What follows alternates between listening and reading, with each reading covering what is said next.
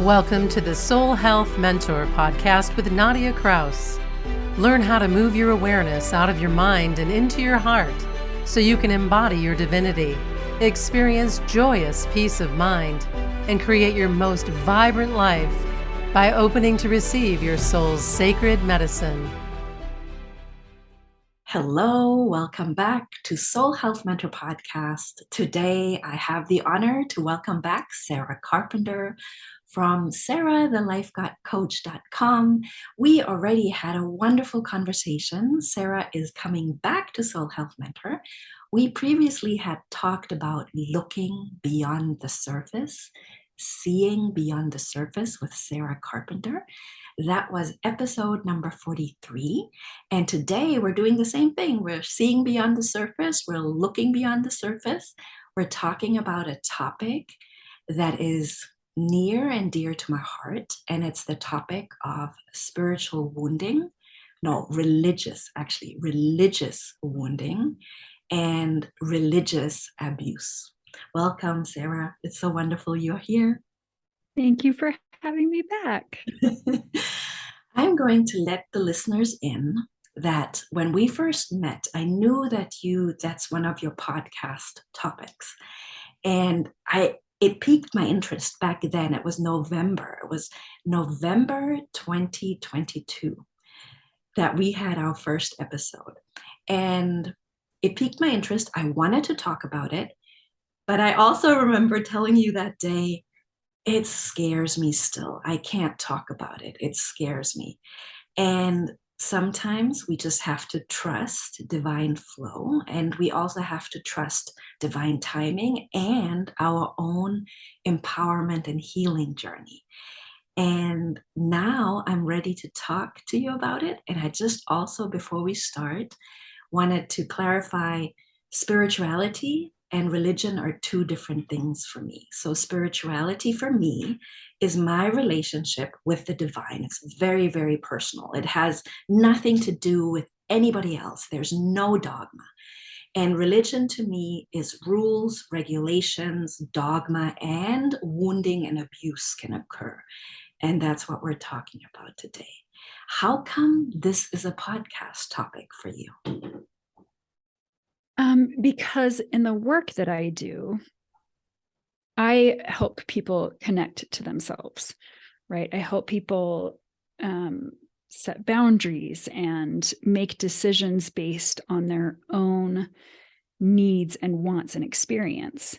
And what I have found is that is really hard for people when we have existed in cultures where there's always something external to us that's the authority, right? Where there's generally, like in the context of religion, there's God, there's church leaders, there's, doctrine and dogma that tells us how to be human and tells us the right way to be human. And often it's very much in conflict with our own knowing and identity. And so I think it's important just to highlight that for anybody who is exploring their own relationship with religion or their relationship with God, because, the tricky thing about it is that the manipulation tactics that are used in religion is that if you question it or if you explore it, that's Satan, that's the devil, that's something leading you away. And so there's so much shame around, or so much fear also around even getting curious about those things. And so I think it's important just to put these resources out in the world for people to listen to and find themselves in these conversations and in these experiences. Yes, I am so grateful. I'm so ready for this conversation. And I know it's going to be so valuable for the listeners because it's going to illuminate a lot of difficult topics. And I'm just going to share my background a little bit. It doesn't personally affect me.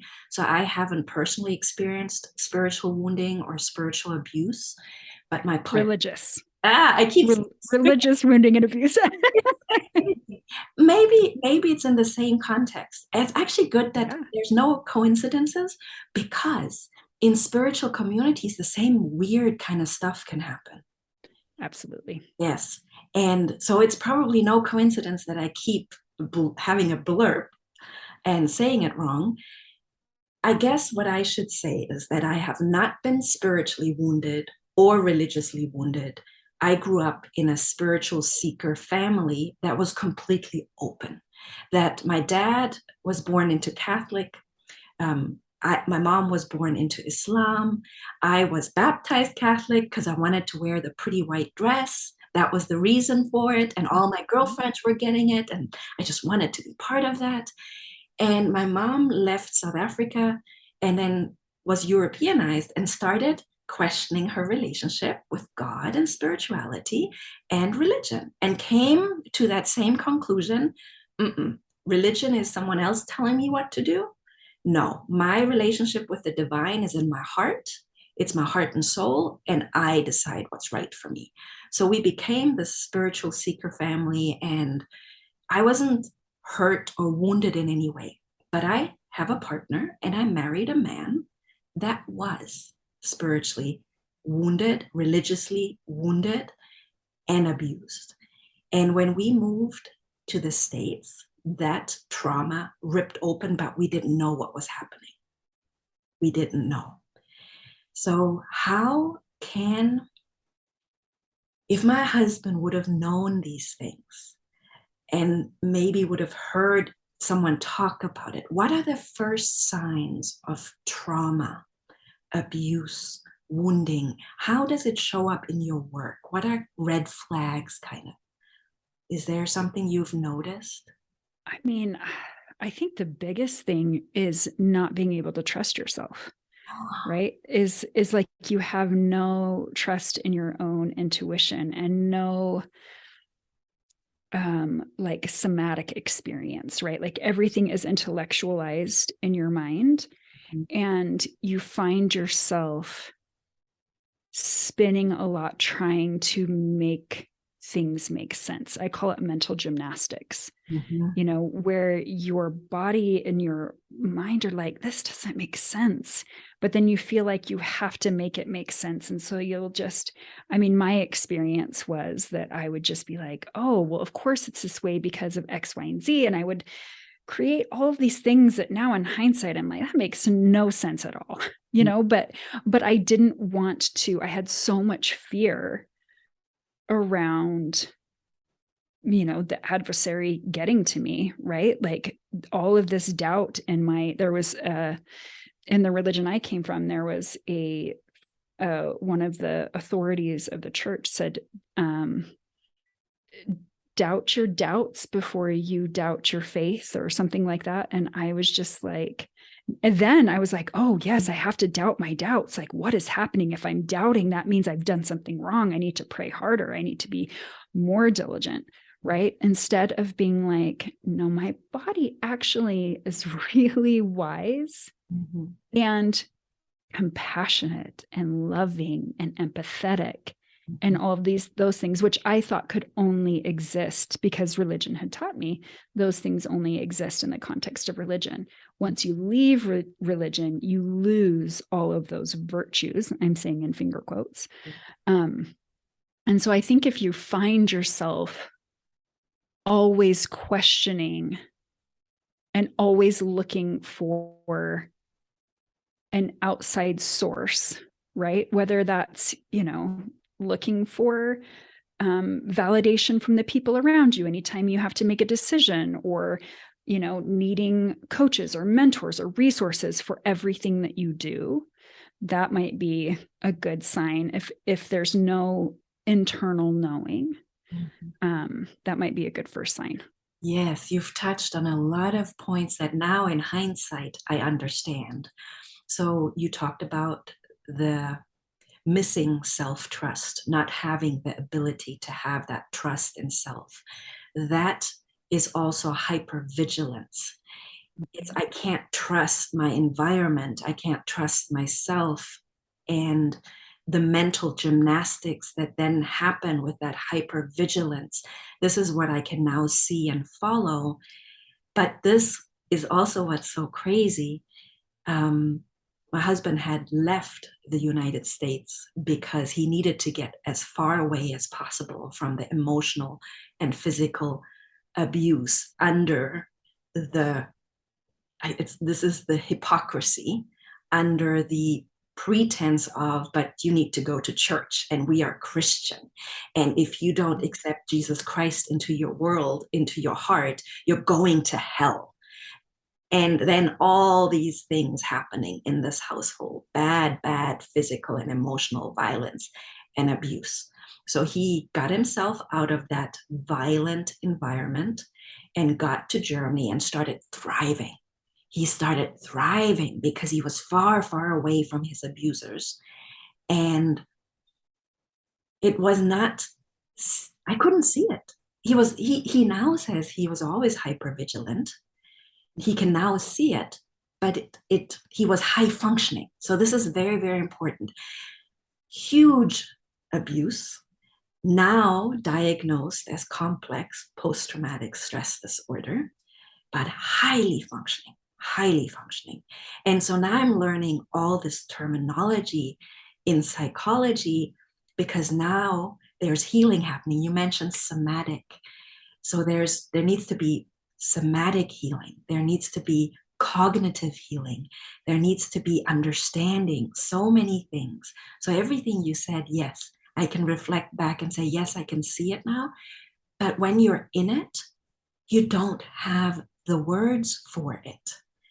And it literally was spiritual healing work and spiritual transformational energy work that had us have a breakthrough, a breakdown, to have a breakthrough as a couple. How did you start your healing and empowerment journey? That's a good question. I don't know that there was a beginning. I think there was just a lot of, me trying to make it all fit and it not. Especially because, just to give some background on me, I grew up in a very religious community and culture. I did not belong to that religion growing up. So until I was 20, I was very anti the religion. And then at 20, it was interesting. I had this, I'm going to go on a little bit of a tangent just for context. Okay. I was dating someone who was of the faith, and I thought I was so smart. And I'd be like, well, why do you do this? And he'd have this really logical answer. And I'd be like, well, why do you do this? And he'd have another, like anything I could bring up, he had this really logical answer for. And I was deeply spiritual. I had a very deeply connected relationship, direct relationship to God. And so, and honestly, if I'm being totally honest, I don't regret my time in the church because it provided a community for me. It provided many things that I needed at that time.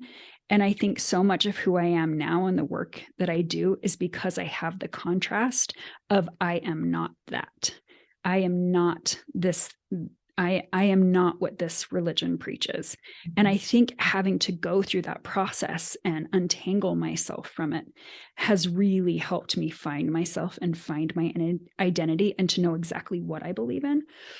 But I think for me, the process just was like having that experience prior, that really spiritual experiences prior to becoming part of the church, and just not being able to reconcile the two anymore. Just being like, the relationship with God, however you want to define it, that I had my whole life, I could not find reflected in the church. And after time, like so many mental gymnastics, you start to get exhausted of just like, I can't find any sign of it anywhere here. And for a long time, I stayed because I had this beautiful community who was very accepting and loving of me.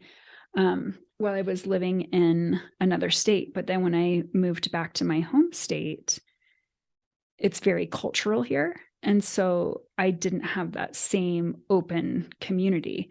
And now I didn't believe in the doctrine, and I didn't have the community. And I was able to kind of step back enough to just say, like, there is nothing here for me. None of this is who I want to be and I feel in my soul. And at the same time, I think it's important to note, I had become a life coach and I was on my own healing journey in general. And I think part of being in that process is what helped me just be like, I can't reconcile these things anymore. I know that I'm learning who I am and I am becoming. And the more becoming I do, the further I get from this doctrine and these beliefs, until eventually one day I was just like, I can't do it. I can't go anymore. And I trusted myself that if I walked away and it was the wrong decision, that divine connection that I had, I would know. I would know if I was making a wrong decision. And I have never, even for a split second, been like, oh, maybe I shouldn't have. It was just an absolute confirmed yes. And I think it's important, though, to distinguish my experience from the experience of many, because I didn't grow up in the religion. And so many of my peers who have left have had this experience so much harder, because not only are they abandoning this structure that is home and familiar, it's their families that comes with so much judgment. There's a belief that they are breaking the eternal family up, like all of this shame and guilt that comes with it, that for me, I didn't have to deal with because I didn't have roots in the church. So yes, that was a really long explanation of that question. There was a lot of gems that I'm going to reflect back at you. There's a lot of gems that I could pick up, because what we're doing is we're dancing together and we're sharing our journeys from different perspectives. Just like you said, I didn't grow up with it. I didn't either. So this gives me the chance to let the listeners and know that in Germany, it's a different culture. There is no such thing as, oh, I'm going to go to church because that's where my community is. That is actually very outgrown. It is no longer part of modern life. So this whole thing that is happening in Georgia, where we've lived for the last 8 years, and it blows my mind that this region is called the Bible Belt, is you don't have a community if you don't go to church. And that, to me, as a European, is really weird. Is really, really weird. So that to be said, you find community just by making friends, just by being human, just by connecting. Hey, what do we have in common? What values, what do you like to do? How do you like to have fun? That's how you make friends. It has nothing to do with the church. And no German is going to stuff down. Things have changed. I do have to say, I haven't been living in Germany for 12 years. The pandemic has changed a lot. It has polarized humanity globally. So there's other things going on now. But when I left, nobody was stuffing things down my throat that I have to believe my way or the highway, to me, was an American thing. So I have to say that, because that's the context I bring to the table. And it was literally my experience when I moved here. I had a lot of conversations where people were like, you have to believe what we believe, because I'm not comfortable with you believing anything else. And when I also have to clarify, when I was saying spiritual healing, it literally is Akashic records work. It's past life regression. It is things that you cannot discuss in a church setting, because you're going to go to hell, right? Yep. In the worst case scenario. And all that was something I wasn't buying into. So I had an advantage. I had that same divine connection. That's why I also say divine. I don't say goddess or God. I say divine, because you can fill in whatever it is for you. But for me, it is the divine connection, and I've always had it. I've always had divine guidance. I've always had my intuition. I've always had my somatic responses. I've always had my spirit guide telling me what to do, not telling me what to do, but guiding me in the right direction. So this is your story enabled me to share and expand and to put it on the table because this is so important. This is the conversation that needs to be had because when I met the family, right, there was no way they could manipulate me. There was no way because I so firmly stood in knowing who I am and how connected I am. And I could see right through the manipulation and the BS. But having married someone that is that grew up in that abusive environment, it is now catching up and now needs to be addressed and healed. And this is why I was ready for the conversation, because since then I had to learn what is mine and what is his because of the wounding. And it's not easy. It's not easy to support someone in that healing, but that's why we're having this conversation. Did you have any kind of trauma come up? Because now we're going into that, people will talk about anxiety all the time, but if you then work with a therapist, they might get a diagnosis. And have you ever experienced anything like PTSD, or there's all these different things, or did you just work through this intuitively? I can relate to that too. I think for me, it was more intuitively because I had 20 years of growing, right? Like I had 20 years of development that didn't include religious conditioning. But when I look at my peers and I hear their experiences, it's very different. Just the trauma of having somebody else having authority over you in the most intimate things, like having to report sexual transgressions and having to go into, being a college-aged kid, a virgin, going into my church leader's office and having to just confess that I enjoyed myself a little too much with my boyfriend, and then having privileges taken away from me.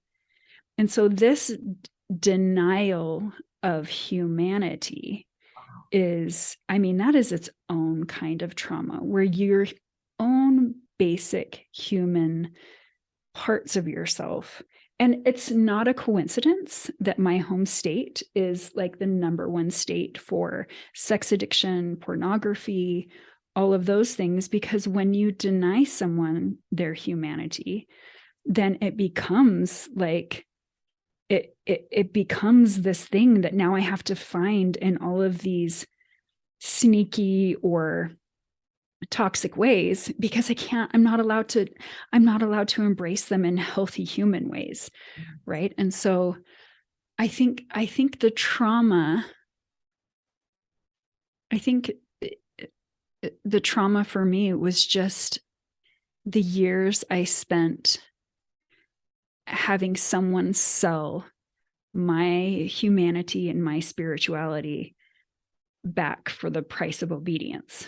Right? It's like I went into this religion having a deep connection with God, and then this religion saying like the only way you can have that connection is through us. So having to, there's this practice of receiving the gift of the Holy Ghost, and that never made sense to me because I always felt that. I always had it. And once I joined the church, I felt like it was not given to me, it was taken away from me. And now there's this middleman that's like, oh, I'm going to sell you back what for literal money, right? Like you can't participate in some of the most sacred experiences in the church unless you are a full tithe payer.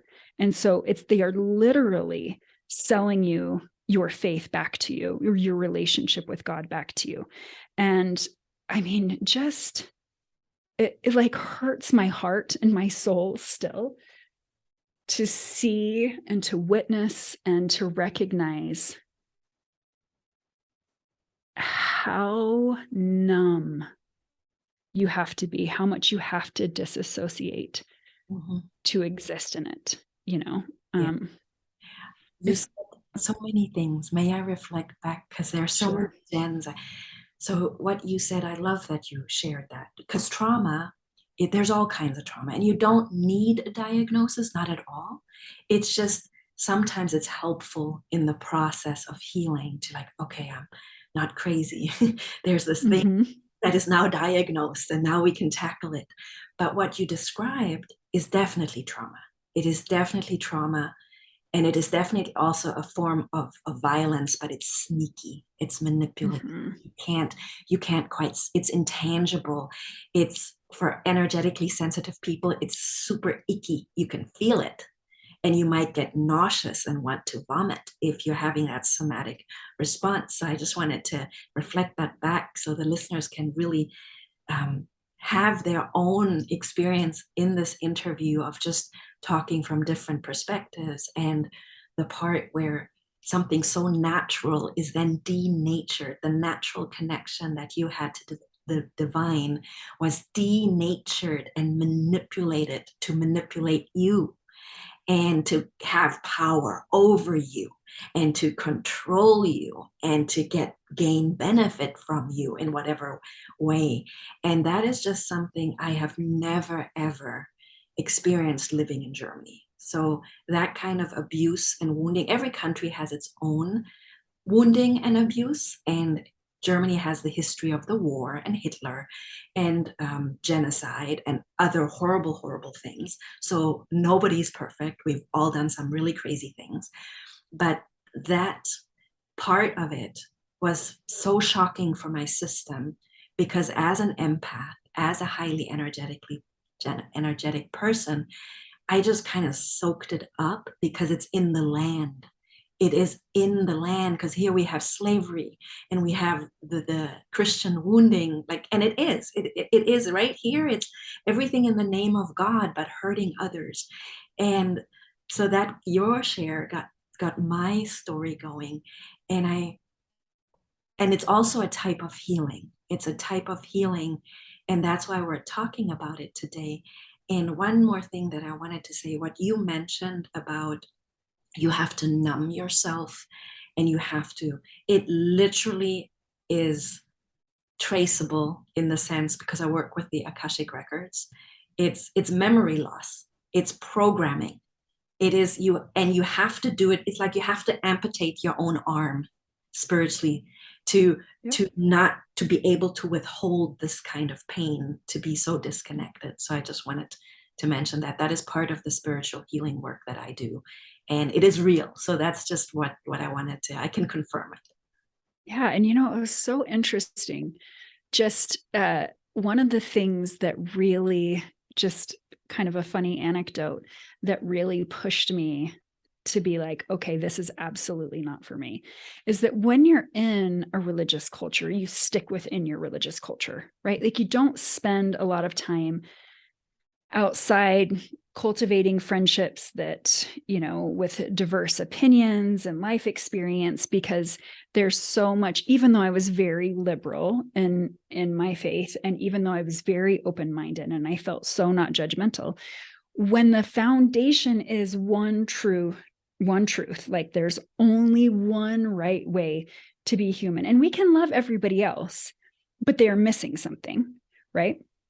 You end up just being in this homogenous pool.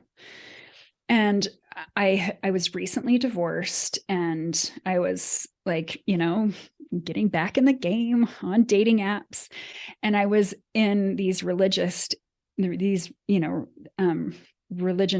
dating apps because I wanted to marry somebody of my own faith or whatever.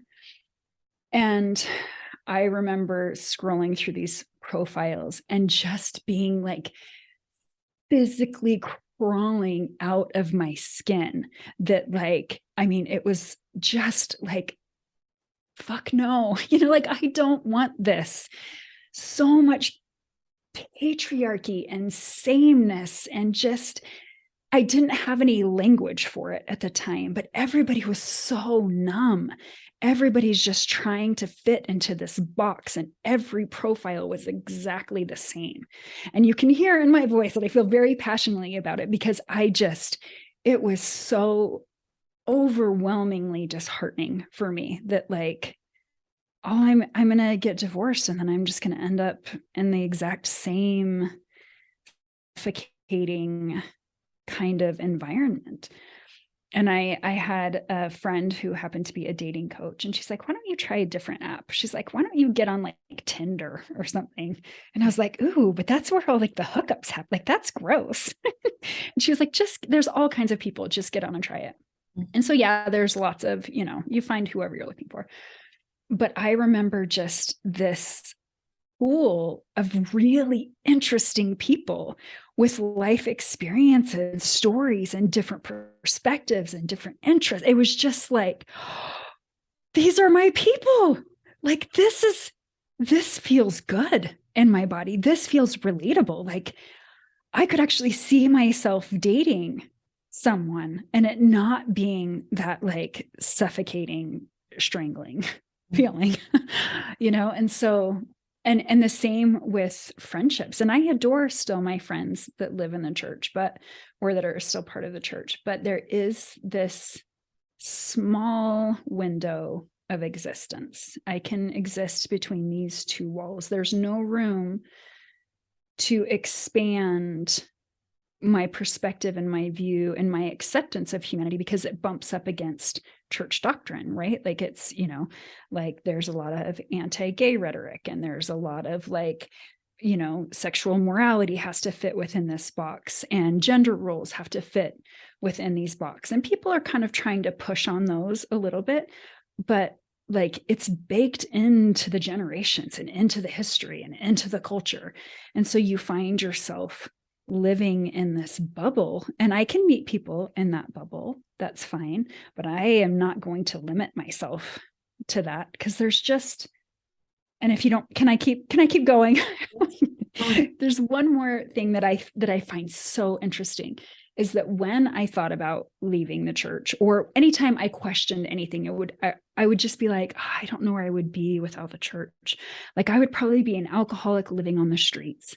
Like, I believed, I had been fed this lie that my capacity to love and to be a moral and good human was dependent on my obedience and membership in the church.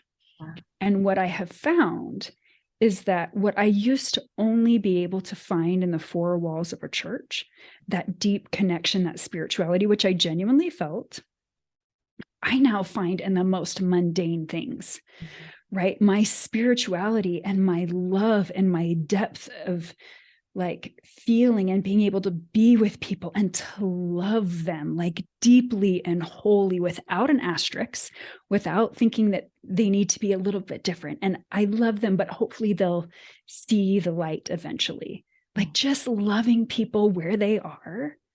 Like, oh, I'm so sad I denied myself that for so long, right? That I put these parameters around love and acceptance and belonging and all of these things. And I have become so much more empathetic and so much more compassionate and so much kinder, leaving religion, even though religion told me I could only find that if I obeyed, right? And so, for those who are afraid that if they leave, they're not going to have a moral compass anymore, and they're going to spiral down into the depths of whatever, just know that you won't, that there's just beauty and love. And I would say, and just in the Christian context, much more Christ-like experiences outside of the church than I ever had inside. So what I love about your share, and this is where I trust that we're having this wonderful conversation about a really difficult topic. And I'm coming from a completely different background. And I was shocked by feeling certain things, sensing certain things, not having words for it, just like you said. The somatic experience is there, and I just have to say icky, and I want to vomit. and it's disgusting and it's ugly. And it's literally, that's it. I want to crawl out of my skin. It's energy we're picking up. And as I said, it's in the land, it's in the history. And I just want to bring modern life. You brought it into modern life in the sense of dating and apps, but having that somatic experience and realizing, no, this is the wrong group. No, this doesn't work. And you can experience everything that you're told you can't. Yes, you can, because it's just a way of controlling. And I just have to say, what the perspective I want to offer is that I did not have that growing up. There is other things going on in Germany, of course, and that, like I said, the pandemic has changed a lot. But I didn't grow up that way. I only came to the United States at 39. So I lived in Germany for 39 years. I'm now turning 48. So it is most of my time. My memory is not of weird things and things that made me feel like ick factor and abuse and violence. I only felt that coming here, a lot of it. And it's scary. That's why I couldn't talk about this.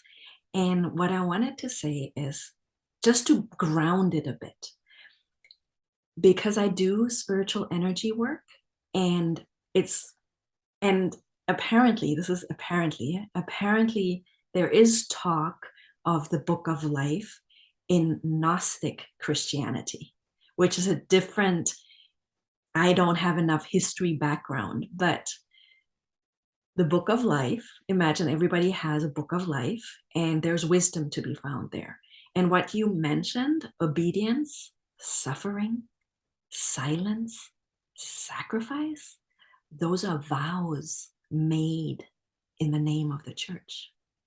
So you're literally giving your power away to outside sources when your soul and your heart and your divine power lives within you. Yep. Exactly. So that said. Yeah, even things like having to wear, and this will probably give away the religion, but having to wear the specific underwear, right? Like you wear these specific things under your clothes, because it's what helps keep you protected and close to God. Mm-hmm. And I remember every time in the middle of the summer being so hot and so uncomfortable and having to cover my body so that I could be responsible for the attraction or desire of men, right? Like that was my responsibility, for men to not desire me. Just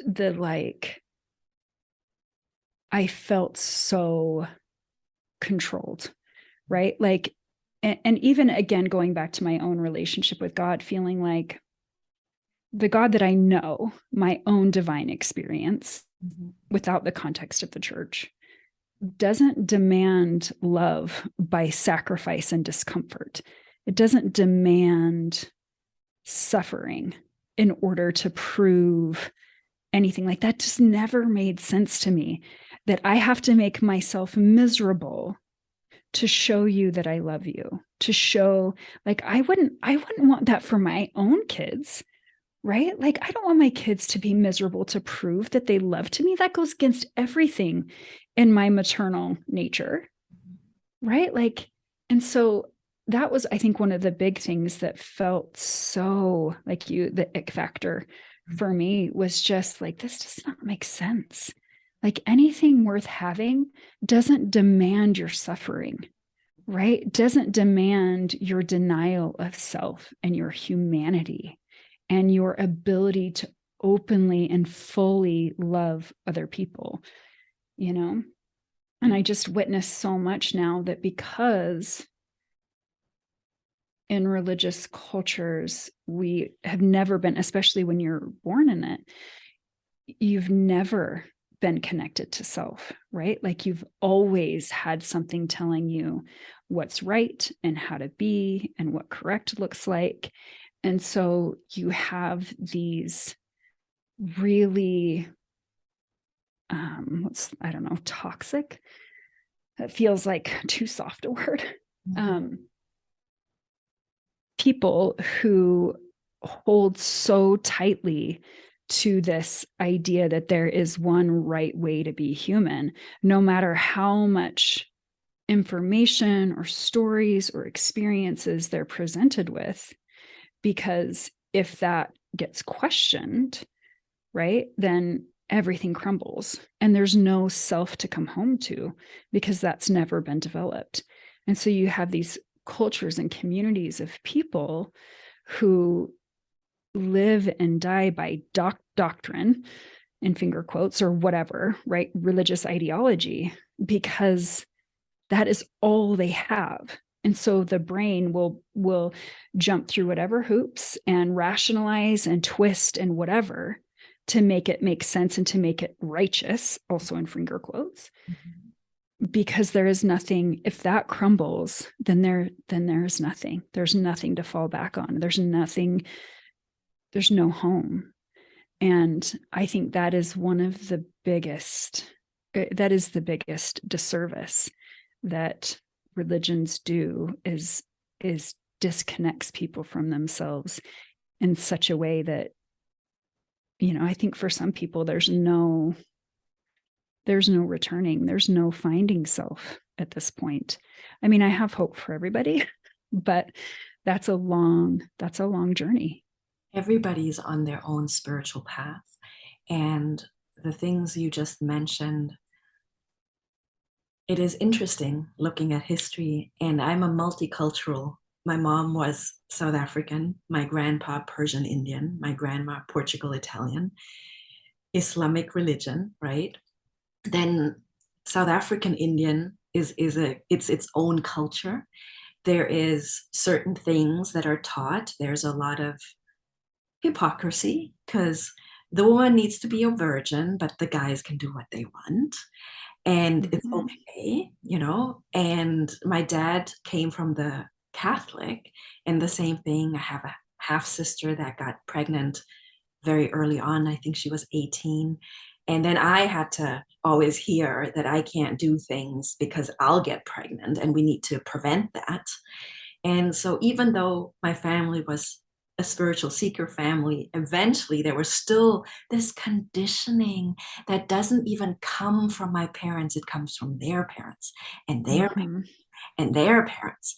So here I am, this multicultural daughter that gets to see all of these different aspects. And then the mother that decides, this religion thing, this doesn't work for me. I'm seeing things that are hypocritical. My dad, totally open.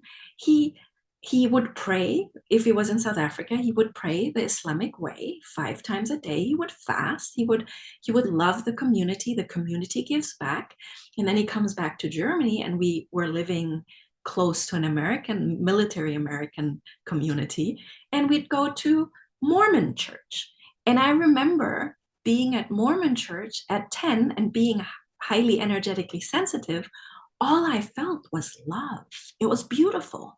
So there was no weird stuff going on. All I felt was family, community, love, and peace. And I think my dad was really impressed with the young men and what he said, their purity. That was his words. And then my aunt that was born into Islam turns Orthodox Jewish, which all kinds of other weird things. Also something with when intercourse happens, certain rituals, and where you're like, oh my goodness. And so all my life, I've just heard of all these different things while being completely anchored in my own divinity, my own connection, my own guidance, and I'm not threatened by anybody. So I've talked to people, what's the term when atheists, that's the term. I've talked to atheists, and I sit there and I listen, and I'm like, wow, with his or her worldview, with his or their logical train of thought, I'm like, oh, I can see why you think that. I can see why you believe that. And I actually can't say anything because that's your worldview. And because I'm not threatened, because I'm secure in myself, I don't have to convince them because they are on their own spiritual path. So nobody needs to worry about anybody because everybody is on their own path. And that was just what was coming up in my awareness as you were sharing, just so we have both sides of the coin. And I really do bring a little bit of a different energy into the conversation because I have a different background. And the reason I was ready to talk about this difficult conversation is because I'm currently going through the healing with a partner, and having to see what it actually did to him that he has to now learn to undo, and realizing there's more of him. There's more that, under the pretense of we're good, and I have to mention the religion because that's what it was. We are good Christians. Go to church, do this, because you'll go to hell if you don't. But then daily abuse, emotional and physical. Yeah.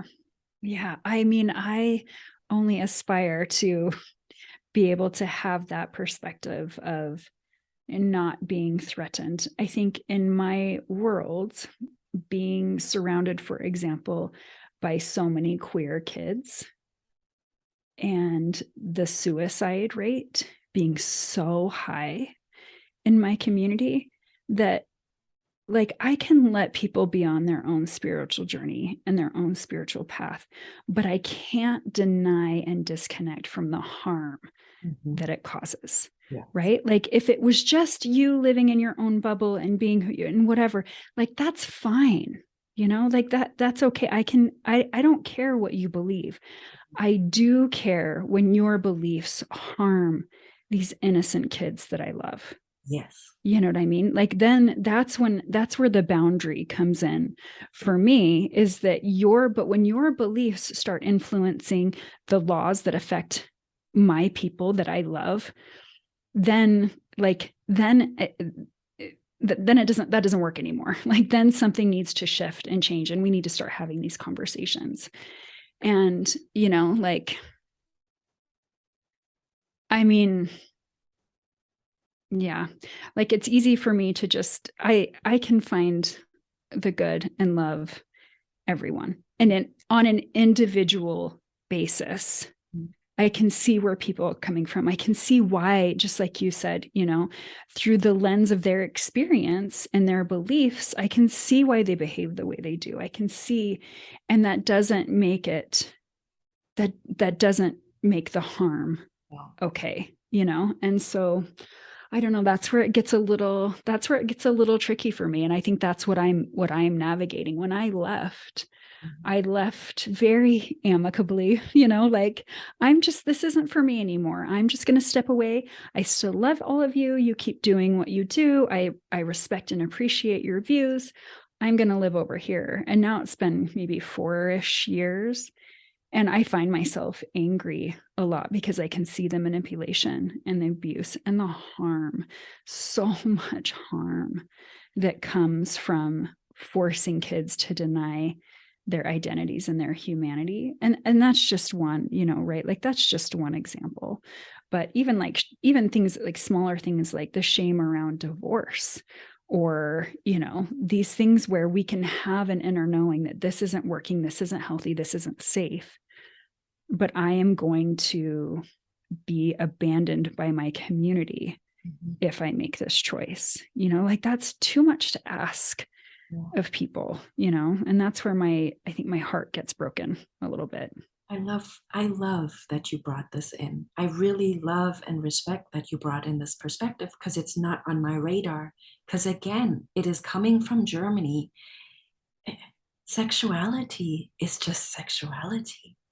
And in the 39 years I was in Germany, I had never heard of this violence against the LGBTQ.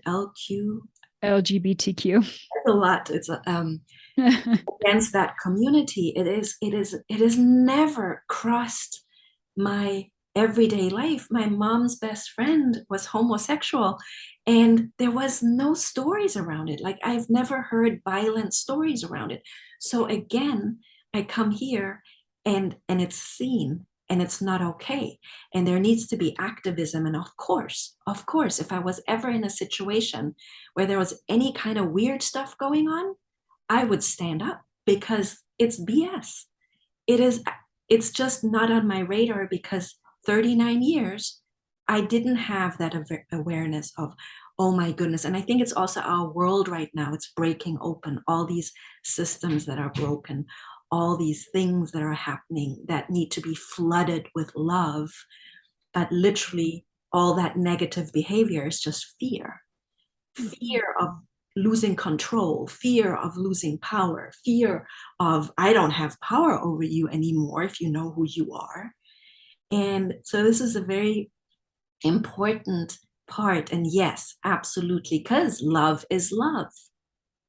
And being an incarnated soul, your soul is pure love. Your body is human. And if there's a soul that cannot feel at home in a female body, hey, hats off to that soul, because what they are going through with the operation and with the, I can't even comprehend. And then I've seen, interviews or things have, like shows where I'm like, wow, they're so happy now. Who am I to judge? Right. So Yeah. I'm really, really glad you brought that in. And I know we've had a really wide and broad conversation, and there's no one truth. There's no right or wrong.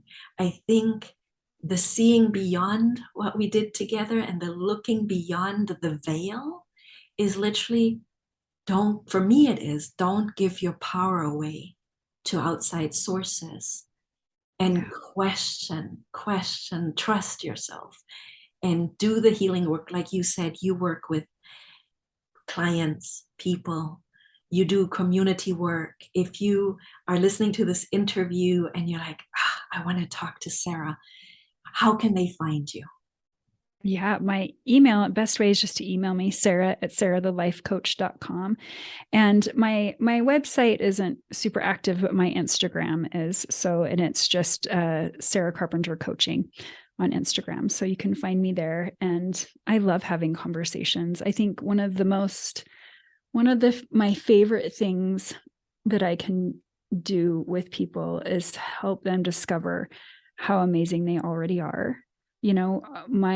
My professional work is centered around helping people step out of this hustle culture, stepping away from their worth being on the other side of some sort of productivity, whether it's a healing journey and I have to heal, and then I'll be worthy, or I have to be successful and then I'll be worthy, or I have to have, whatever this is, our culture. And it's so overt and subtle.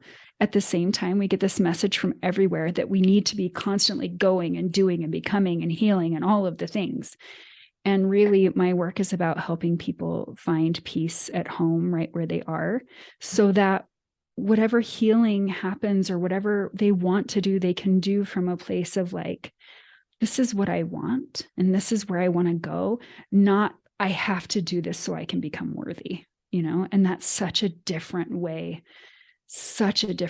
of experiencing the world. And so being able to hold space with people and just reflect to them, of course, this is what you're feeling. Of course, this is where you are. Look at what a beautiful soul you are and what things have led you to this moment. And you're doing a good job. Yes. If people are on Marco Polo, maybe I'll send you the link. I have a sharecast in Marco Polo that is called You're Doing a Good Job. So if you ever need just regular reminders, that's a great place to find them. Yeah, please. I'll put it all in the show notes, soulhealthmentor.com. Awesome. And on the blog, you'll be able to find the details of that. And I was just wanting to talk about this topic because I think it needs awareness. It needs awareness. And I was finally ready to have, for me, a difficult conversation, because I'm not from this country, from the US. I'm German. I have a German passport, green card holder. This whole time I've been here, I've felt like a guest in the country, because if a law changes, I'm out of here. And I have respect, and I also have a certain kind of neutrality because I'm a guest and I'm just watching, and then I can only stand for myself and my truth and what I've experienced. And so my intention behind this interview was just to shed light onto a really difficult topic. And it's a little bit, you don't talk about it. You don't talk about it because it's so difficult and because it can be triggering. But I think we did a good job. And thank you for inviting me into the conversation. It is something that I feel so deeply and passionately about, not because I want to prove that I'm right or I want to like make people see things through my lens, but I want people to be able to be connected to themselves. I want them to be able to make whatever decisions, even if that's staying within your religion or whatever, but whatever decisions, and wherever you can find yourself and your own grounded, centered peace, like that's what I want for you. It doesn't have to be through my lens or my point of view, but I just feel like our culture and our society would benefit so much from people being able to know what feels right for them and to make those decisions instead of disassociating and shutting themselves down and having to have the power over, like you said, in order to be able to survive or exist. So thank you so much for inviting me in to have this conversation. I really appreciate it. Thank you for being here today. Thank you for listening to the Soul Health Mentor podcast with Nadia Kraus. If you like what you heard, please subscribe, rate, and review at Apple Podcasts or wherever podcasts are playing.